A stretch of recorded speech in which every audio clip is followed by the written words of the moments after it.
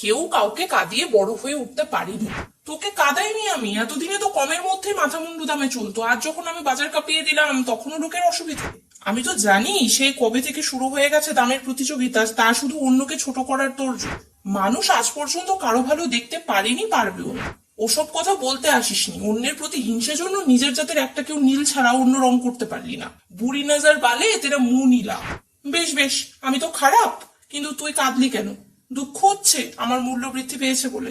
না না, ওসব না। নিজের সামনে তোকে ছোট থেকে দেখছি তো, তাই ভাবছি কখনো যে এত বড় হয়ে গেল, আনন্দে খুশিতে কান্না পাচ্ছিল। সুখের সময় শত্রুর চোখের জল আর দুঃখের সময় মিত্রর চোখের জল দেখতে হয়, দুটোই খুব উপকারী।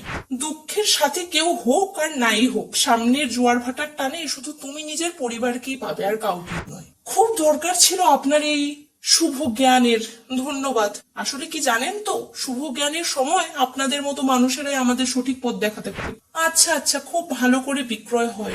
হ্যাঁ হ্যাঁ, কেন না, হিংসে হচ্ছে, জ্বলতে দেব না। হ্যাঁ অবশ্যই। Please like, comment, share and subscribe.